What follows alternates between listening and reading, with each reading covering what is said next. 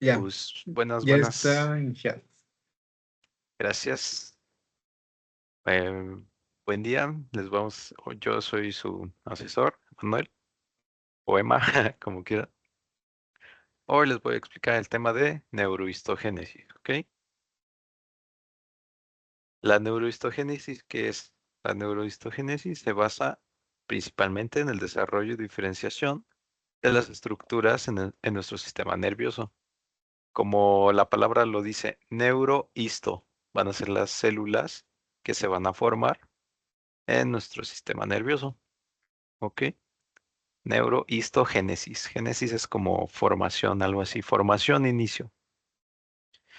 Entonces, si recordamos un poco de la clase pasada, nuestro compañero Carlos nos explicó acerca de la neurulación, de las placas alar y basal, y vamos a recapitular un poco de esto.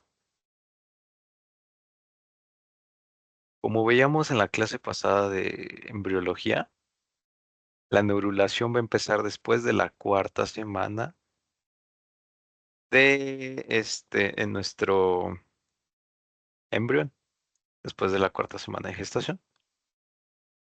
Tomando como referencia el cuarto somite hacia arriba, esto como un poco de referencia anatómica, a partir del cuarto somite para arriba, se va a diferenciar nuestro sistema nervioso central en las vesículas cerebrales que ya veíamos en la clase pasada. ¿Ok? ¿Estas cuáles son? Las mencionábamos, las primarias, prosencéfalo, mesencéfalo, rombencéfalo, y a su vez estas se van a diferenciar en vesículas secundarias, como el telencéfalo, diencéfalo, mesencéfalo, el metencéfalo y el mielencéfalo. Y a su vez repasábamos cómo cada una de estas iba a dar origen a diferentes estructuras de nuestro sistema nervioso central, como lo son el hipotálamo, el tálamo, cerebelo, el puente o incluso pues, el bulbo raquídeo o médula oblonga. Y bueno, ¿qué queremos saber de aquí para saber un poco más acerca sobre la neurohistogénesis? Hacia abajo del cuarto par de somites, ¿qué va a pasar?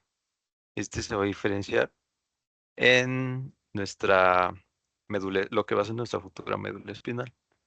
Entonces, ¿qué va a pasar? Es distinto a lo que pasa del cuarto somite hacia arriba con las vesículas cerebrales. Entonces, vamos a partir acerca de nuestro tubo neural. Nuestro tubo neural se va a dividir en diferentes capas, como... Y bueno, estas capas van a tener diferentes nombres. Como vemos aquí, nos dice que se divide en la zona ventricular o también llamada capa ependimaria. Esta capa es un neuroepitelio que va a dar origen a lo que serán nuestras futuras neuronas y nuestras células gliales. El precursor de las células gliales son los espongioblastos. Y el precursor de las neuronas, pues evidentemente los neuroblastos. ¿Qué más? A su vez, que se va a diferenciar esta capa de la capa ventricular o ependimaria, los neuroblastos van a migrar y van a diferenciarse en otra capa y se le va a denominar capa intermedia o del manto. En la capa intermedia o del manto van a predominar lo que son neuroblastos y espongioblastos. ¿Ok? A su vez, eh, se puede diferenciar otra capa desde la zona intermedia o del manto, en el que las neuronas van a emitir sus prolongaciones axónicas para formar lo que es la llamada zona marginal o capa marginal. Entonces, en la capa ependimaria o la zona ventricular de la que derivaron los precursores, se van a quedar algunas células. Estas células, cuando terminan de diferenciarse en espongioblastos y neuroblastos, van a diferenciarse las células del neuroepitelio que quedaron en células ependimarias. o el epéndimo. Ya veremos ahorita que el epéndimo o las células ependimarias constituyen una parte de las células gliales. En la histología de nuestro sistema nervioso central podemos encontrar tanto neuronas como células gliales. Las neuronas son las típicas que ya conocemos, que pues, se encargan de transmitir señales, comunicación, potenciales de acción. Y las células gliales principalmente mantienen un entorno, propician un entorno adecuado para que las neuronas puedan desarrollar sus diferentes funciones. Y bueno, aquí tenemos las diferentes tipos de células gliales que se van a formar a partir del glioblasto o espongioblasto. A su vez también de los neuroblastos, pues de los neuroblastos no tiene mayor sentido porque al final se diferencia lo que conocemos como una neurona. Pero, ¿qué sucede con los espongioblastos?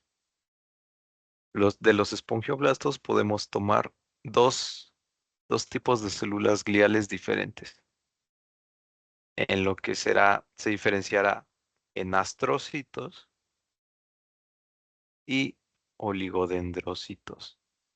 ¿Ok?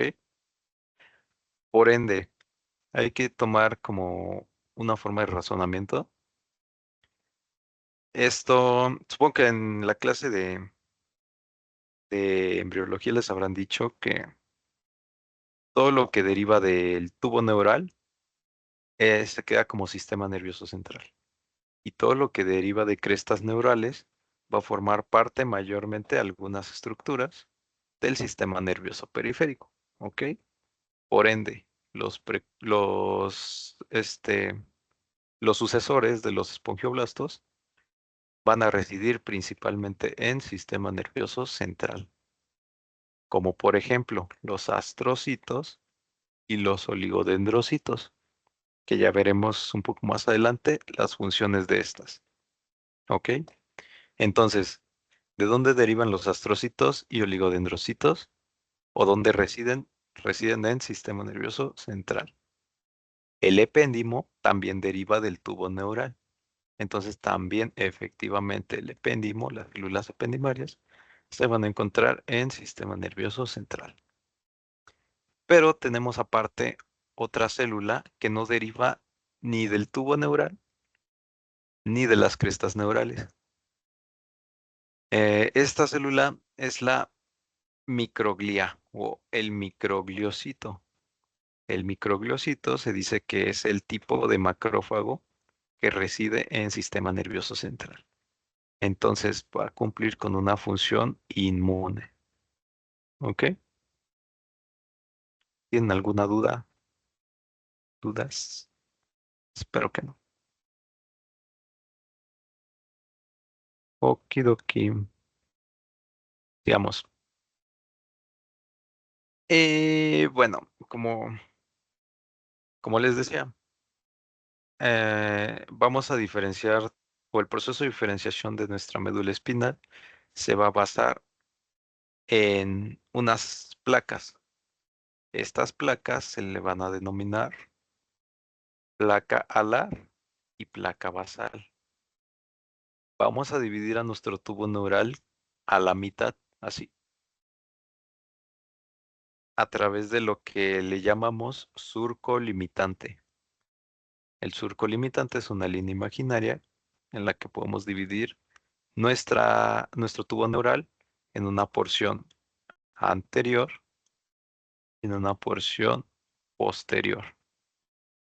¿Ok? Ah, y bueno, bueno, vuelvo a repetir, en la clase de histología les habrán dicho de dónde deriva, bueno, más bien queda origen la placa alar y la placa basal. Entonces, yo esto como que me lo aprendí como asociándolo, si diciendo que la placa alar lo asociaba como pues, de unas alas, ¿no? Entonces las alas están en la parte dorsal, en la espalda. Y así decían, no, pues la placa alar es la de atrás. Y la placa basal, pues es la otra, la que queda, la anterior. Entonces, a medida que se van diferenciando las neuronas, van formando diferentes estructuras. ¿Ok? La placa alar, la que es dorsal, va a formar a las astas grises dorsales. Si se acuerdan, las astas grises dorsales tienen funciones sensitivas o de recibir información. La placa basal se encarga de formar a las astas grises ventrales y a las astas grises laterales.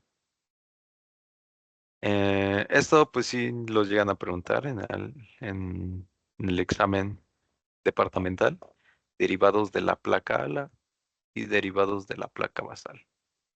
De la alar, las astas grises dorsales. Y de la basal, astas grises ventrales y astas grises laterales, principalmente con una función motora. ¿Qué más? Y bueno, sus prolongaciones o axones de estas células nos van a dar origen a lo que son las raíces posteriores y la raíz anterior, respectivamente, para formar a nuestro nervio raquídeo. ¿Ok? Y bueno, aquí tenemos como una imagen del bar para asociarlo un poquito mejor. En rojo nos está mostrando a la placa basal y en azul a la placa alar. Entonces, ya después del proceso de diferenciación de la médula espinal, podemos observar que la placa basal está formando a las astas ventrales y a las laterales. Entonces, la que queda como azul forma a las astas dorsales. ¿Ok? ¿Tienen alguna duda con eso? Creo que ya lo vimos en la clase pasada. Todo chévere. Muy bien. Gracias. Bueno, pasando ya como al tema en sí que corresponde ver el día de hoy, es la neurohistología. Vamos a analizar un poco sobre la histología y las funciones que tienen las células que residen en el sistema nervioso central y algunas del periférico. Am, ¿Qué más? Podemos rescatar que el sistema nervioso es un tipo de tejido conectivo de tipo especializado. Eso lo ven en histología, si no mal recuerdo, hasta el tercer departamental. Y bueno, como ya les venía mencionando, en el sistema nervioso residen neuronas y células gliales. Las gliales propician un ambiente adecuado para que se puedan desarrollar y para que estas neuronas cumplan sus funciones adecuadamente. Entonces vamos a pasar con el estudio de la neurona. Van a ver que es relativamente fácil, no vamos a meternos mucho a complicación. Entonces, la neurona es la unidad mínima y funcional del tejido nervioso. ¿Su función cuál va a ser? Conducir impulsos nerviosos. Facilito, ¿no? Pues intercambiar información y señales con otro tipo de neuronas. Y aquí podemos ver una imagen de una neurona. La típica imagen que ya todos conocemos a la neurona. Y podemos dividirlo en tres segmentos o tres estructuras principales de la neurona. Lo que es el soma, el axón y sus dendritas. ¿Ok? Pero ya veremos que tienen además otras estructuras que tienen funciones importantes, vaya. Entonces aquí está una imagen de una histología de una neurona, si no me recuerdo es pues es del néter, ahí dice, es del néter. Entonces nos está evidenciando como todos los componentes que tiene la neurona. ¿Qué podemos observar? Tiene sus organelos, respectivos organelos. podemos observar que pues, tiene un núcleo, tiene mitocondrias que le sirven de energía, generar energía, retículo endoplasmático rugoso, ribosomas, pero si se fijan, las dendritas nacen únicamente del soma neuronal. El axón es una evaginación, pero es única.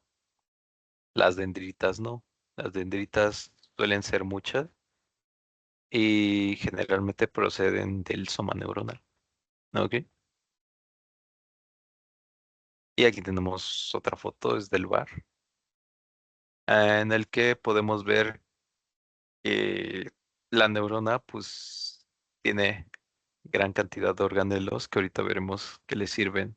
¿Para qué les sirven? Vaya. Y bueno, los organelos. Eh, la neurona va a poseer en mayor parte retículo endoplasmático rugoso. El retículo endoplasmático rugoso le va a ayudar a maduración en cierto modo de proteínas y glucosilación de estas. A su vez, los ribosomas también están en una proporción muy grande porque son las encargadas de producir las proteínas. Si se acuerdan, llega el ARN mensajero y los ribosomas se encargan de este, pues, producir estas proteínas a partir de aminoácidos.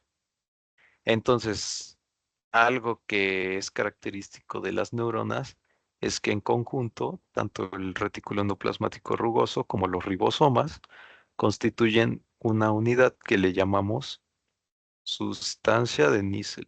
Así, sustancia de Nissen. Y eso se los llegan a preguntar. ¿Qué organelos están conformando la sustancia de Nissen? Retículo endoplasmático rugoso y ribosomas. ¿Ok?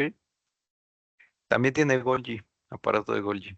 El aparato de Golgi es fundamental porque este se va a encargar de expulsar o hacer exocitosis de vesículas.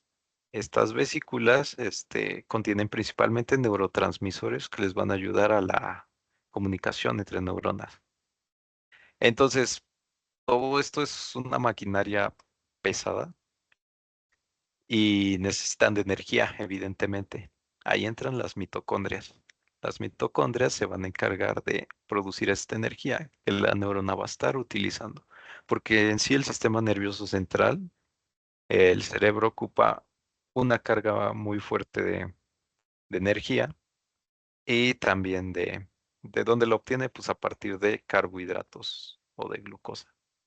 Entonces necesita tener de que es siempre, siempre, siempre irrigación. No le puede faltar irrigación porque si no, no puede, o sea, empieza a fallar. Con 10 segundos que le falte este riego vascular al sistema nervioso central, con 10 segundos tienes para ya, se dice que se desmayan las personas y ocurren otros procesos.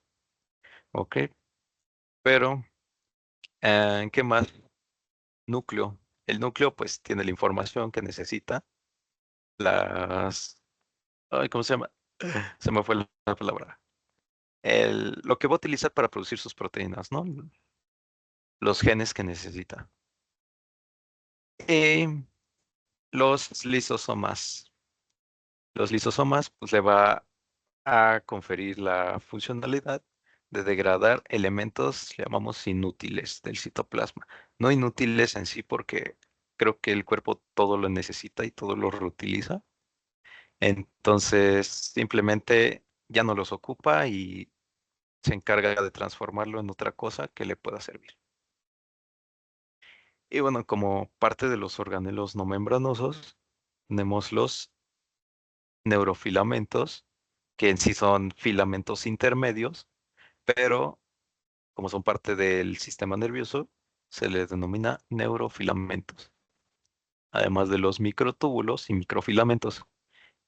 Estos tipos de proteínas están conformando lo que es literalmente el citoesqueleto de la neurona. ¿Qué más? ¿Qué más? ¿Qué más? Bueno, aquí tenemos unas tinciones en el que podemos observar los cuerpos de níquel. Dice cuerpos de níquel, que se ven con una tinción muy, muy fuerte, una tinción basófila muy fuerte, en el que se ve evidenciado todo esto que está teñido de moradito. Es retículo endoplasmático rugoso y sus ribosomas. ¿Ok? Entonces aquí podemos ver en la otra imagen una foto de Golgi en el que nos está demostrando entre tanta letra que hay ahí. Solo quiero que vean que el aparato de Golgi es esencial para la exocitosis de moléculas. ¿Qué moléculas? Principalmente neurotransmisores. Y bueno, seguimos con las porciones de la neurona. En este caso veremos uno de los más conocidos, que es el axón. El axón, ¿qué es? Es una prolongación citoplasmática que esta se va a iniciar en el denominado cono axónico. El cono axónico es la parte inicial del axón. En este caso, en el dibujito, pues sería este cono axónico. El cono axónico también tiene importancia fisiológica porque ahí es el punto donde se empieza el potencial de acción. ¿Qué más? El axón a su vez se va a ramificar en una arborización denominada telodendrón. Como podemos ver en la imagen, el axón no acaba como en un solo segmento, sino que se ramifica en varios a las estructuras diana, en este caso, músculo esquelético para poder efectuar un movimiento. Entonces, a su vez, en el telodendrón tenemos lo que le llamamos los botones sinápticos terminales. ¿Estos qué son? Hagan de cuenta que se ramifica el axón así. Entonces, al final de cada estas ramificaciones, vamos a encontrar como un abultamiento. Así. A eso le llamamos botón sináptico terminal. Generalmente tienen ese abultamiento porque está lleno de vesículas. Está lleno de vesículas listas para ser exocitadas y por ende, exocitar el neurotransmisor que se encuentra en esas vesículas. Y como dato se los pongo, a la membrana del axón le llaman axolema y al citoplasma del axón le llaman axoplasma. ¿Ok? ¿Qué más? ¿Qué más? ¿Qué más? Dendritas. Las dendritas, como ya les dije, son arborización, también son arborizaciones de la neurona, pero estas se encuentran generalmente rodeando al soma neuronal. Entonces, estas dendritas no van a contar con mielinización y también las dendritas van a contar con un abultamiento que en vez de llamarse botón sináptico terminal, se llaman gémulas o espinas dendríticas. Generalmente las dendritas tienen una función receptora, entonces hagan de cuenta que llega otra neurona con su telodendrón y se comunica con la otra neurona a partir de sus dendritas. Las dendritas son las que reciben la información, se la pasan al núcleo y a partir del cono axónico inicia el potencial de acción. En esta imagen podemos observar, bueno, me gusta más la de atrás porque está completa. En esta imagen observamos, nos está dividiendo aquí como de azulito el sistema nervioso central y de verdecito el sistema nervioso periférico. ¿Qué podemos observar? Que siempre, siempre, siempre, siempre en el sistema nervioso central, bueno, no siempre, sino que, mm, bueno, sí, en partes del sistema nervioso central o lo que llamamos sustancia gris, se va a encontrar el soma de la neurona, mientras que en el sistema nervioso periférico se encuentra el axón. Entonces, nos está evidenciando que en el sistema nervioso central está esta estructura de la glía llamada oligodendrocito. Si se fijan, el oligodendrocito emite con unas prolongaciones citoplasmáticas que terminan en el axón de la neurona. De una vez se los adelanto, el oligodendrocito se encarga de producir mielina. Y como vemos, sus prolongaciones están contactando al axón y se va a encargar de producir la mielina, pero en el sistema nervioso central únicamente. Veremos después que en sistema nervioso periférico es otro tipo de célula totalmente distinta que se encarga de producir la mielina. A su vez, en la mielina no es como que es lineal. La la mielina va por segmentos.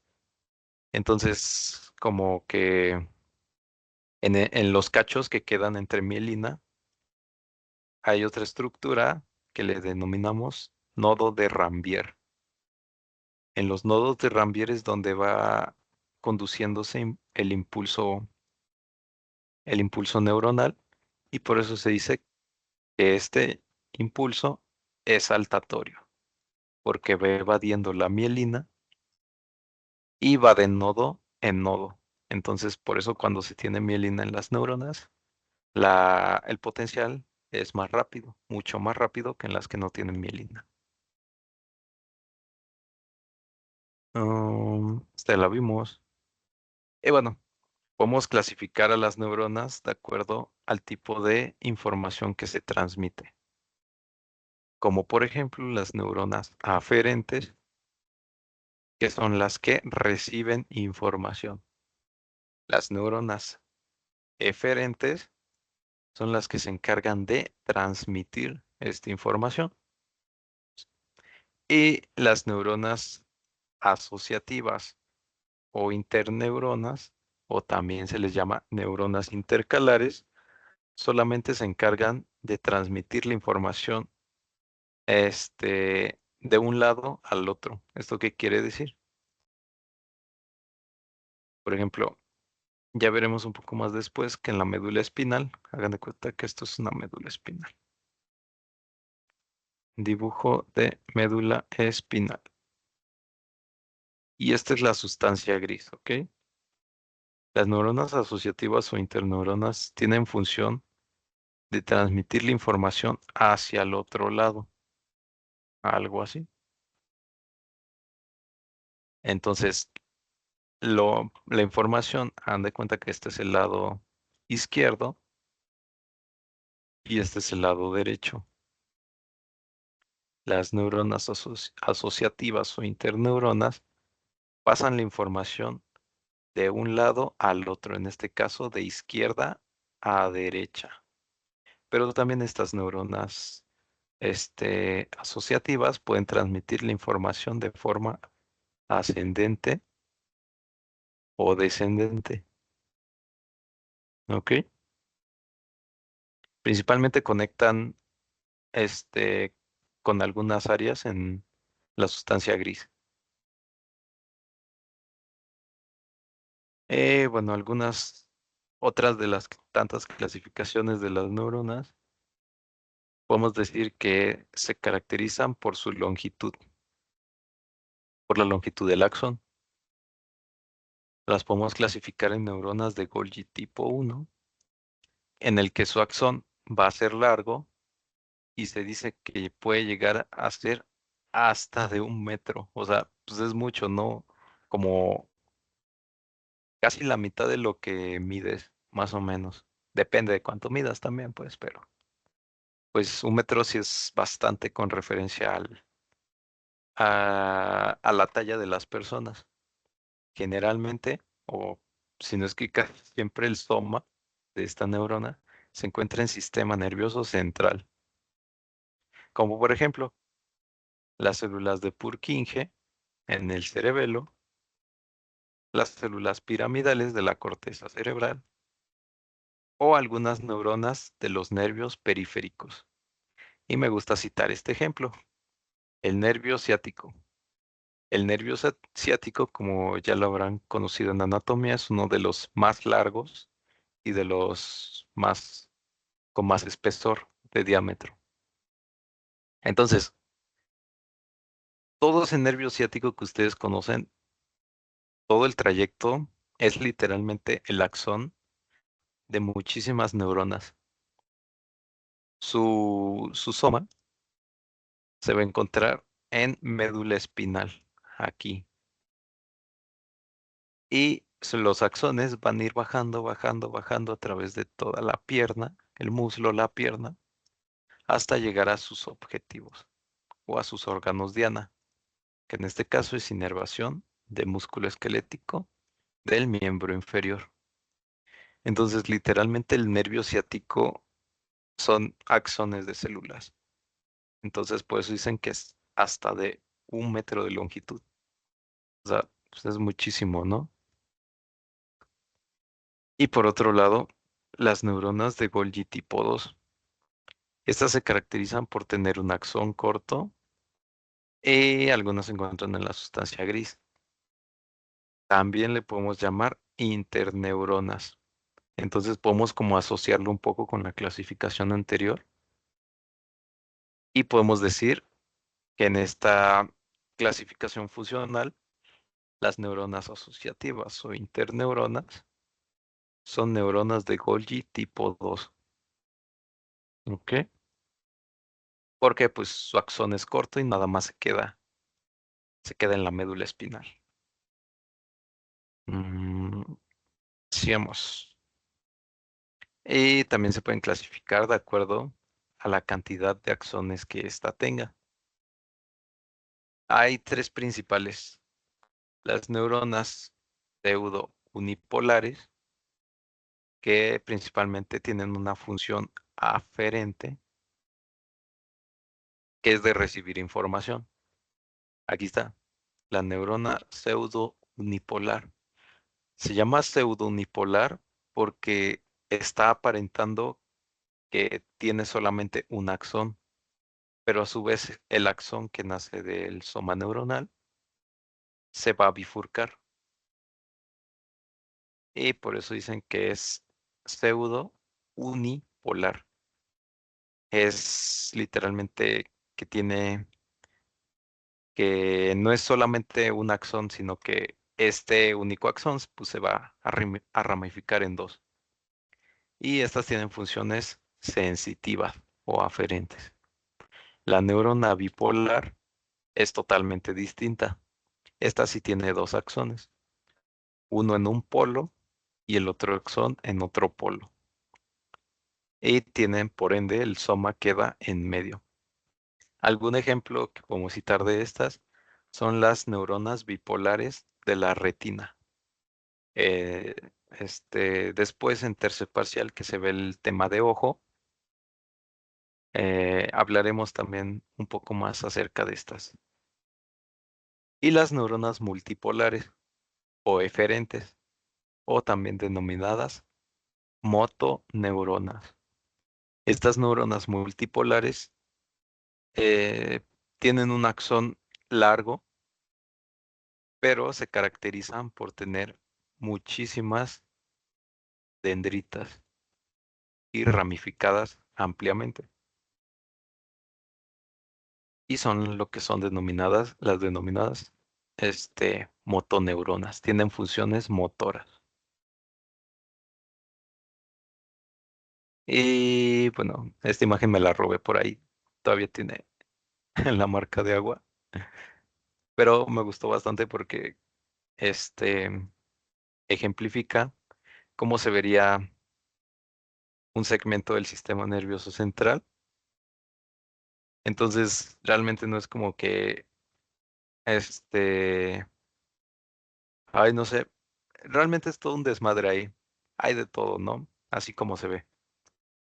Entonces vamos a pasar a hablar de las células gliales. Literalmente todo esto que estamos viendo aquí son células gliales y una que otra neurona. Entonces, como ya dijimos, estas se van a encargar del mantenimiento de las neuronas. Vamos a pasar con la primera, que son los astrocitos. Los astrocitos van a residir en sistema nervioso central y como lo mencionaba anteriormente, derivan de los espongioblastos. A su vez, los espongioblastos derivan del tubo neural. Estos astrocitos se dice que están en contacto directo o íntimo con los vasos sanguíneos del sistema nervioso central. Los astrocitos van a emitir prolongaciones citoplasmáticas que son los llamados o denominados pies terminales perivasculares. Los pies terminales perivasculares se van a encargar de formar la famosísima barrera hematoencefálica.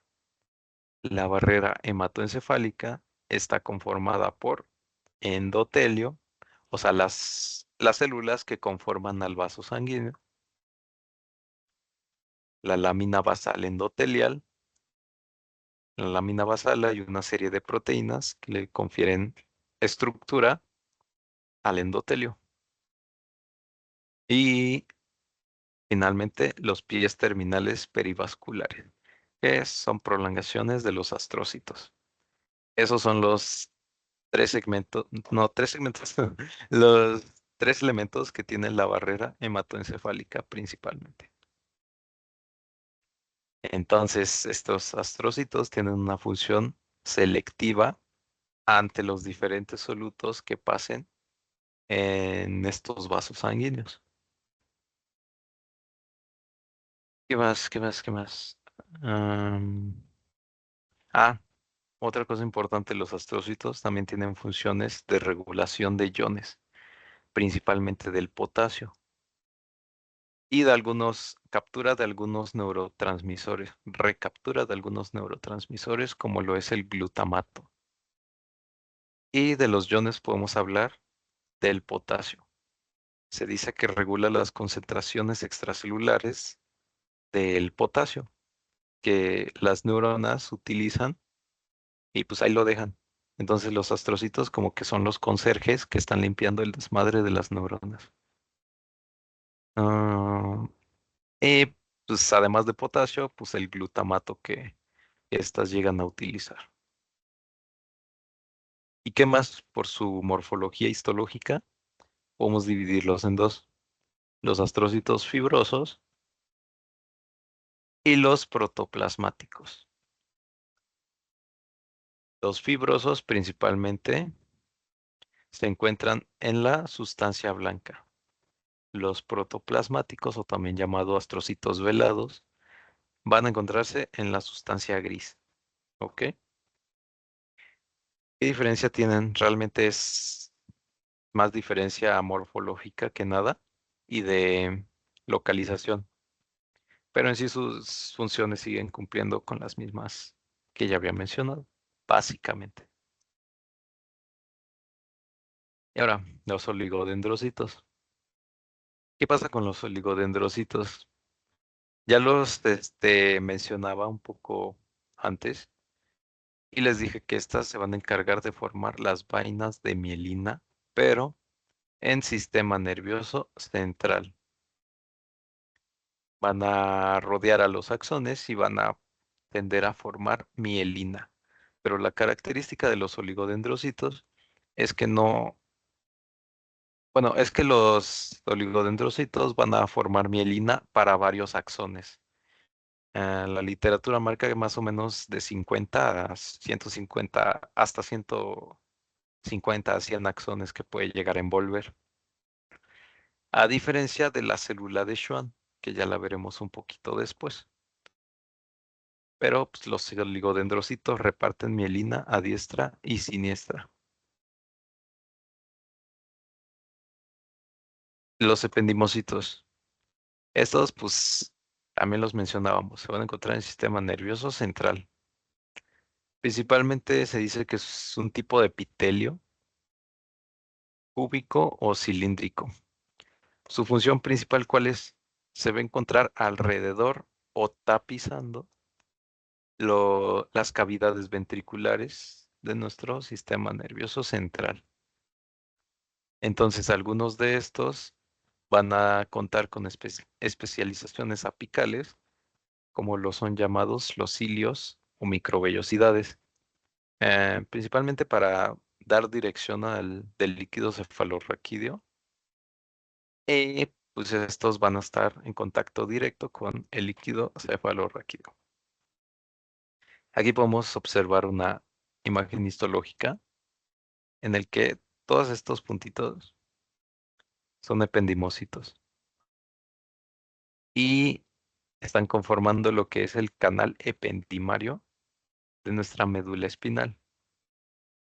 La médula espinal, ya ven que es como algo así, un tubito, pero cuando la cortas, puedes observar que en medio tiene un pocito, muy chiquito, un pocito.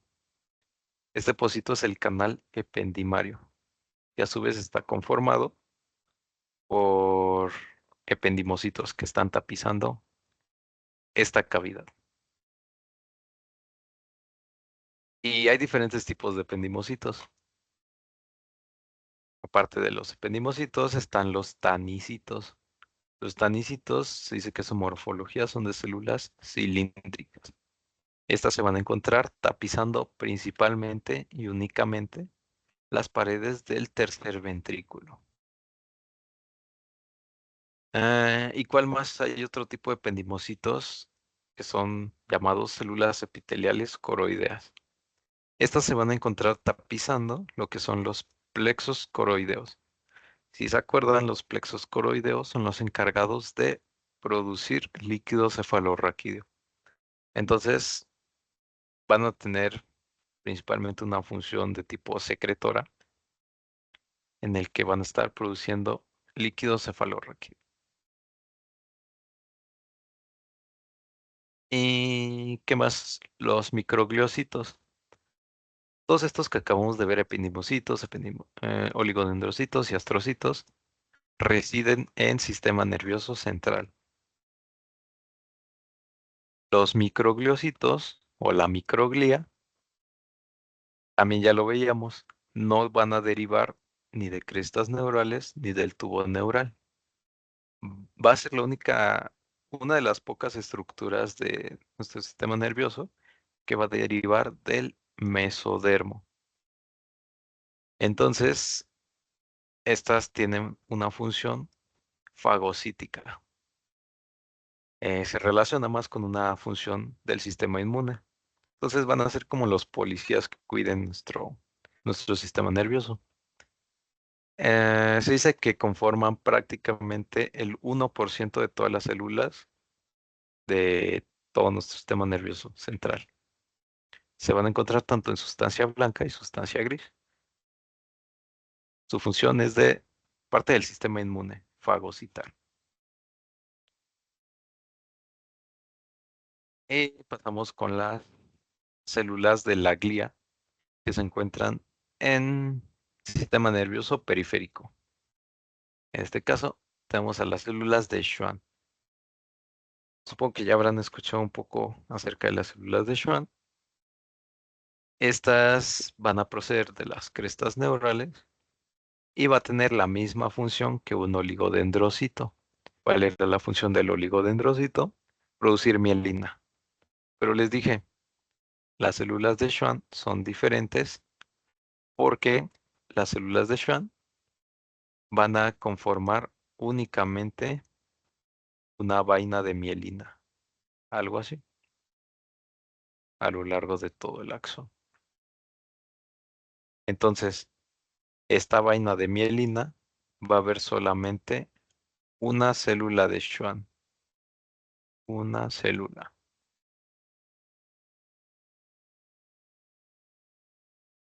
En en este otro segmento va a haber otra célula de Schwann nada más, una célula, uno. Ahí dice uno. Entonces, ¿cuál es la diferencia con el oligodendrocito? El oligodendrocito podía abarcar muchísimos axones pero las células de Schwann solo pueden conformar lo que es un segmento de mielina. ¿Cómo lo hacen? Principalmente, estas células de Schwann se enrollan alrededor del axón y literalmente su citoplasma es la vaina de mielina. Su membrana celular de estas células de Schwann literalmente es la mielina. Entonces, como que se envuelven alrededor del axón y conforman pues, la mielina. Y mielinizan los axones, pero en sistema nervioso periférico nada más. Y bueno, creo que ya es de las últimas células, las células satélite o anficitos. Estas también derivan de crestas neurales. Principalmente, ¿qué van a hacer? Se van a encontrar rodeando a los somas neuronales, pero en el sistema nervioso periférico. Principalmente van a residir en los ganglios de la raíz dorsal de nuestro nervio raquídeo. Su función principal, ¿cuál es? Principalmente es servir como aislante, como tipo de aislante eléctrico para evitar el paso de la corriente neuronal hacia el soma para que la corriente pase directo. Ahorita veremos como una imagen que ejemplifica esto. Y también sirven como de nutrición hacia, hacia el soma de la que se van a encontrar conformando el ganglio de la raíz dorsal de nuestra médula espinal. Y aquí tenemos una foto, una imagen, un esquematización. Entonces, este, esta es nuestra neurona pseudo unipolar que se va a encargar de conferir nuestra, la sensibilidad de captar estímulos del exterior.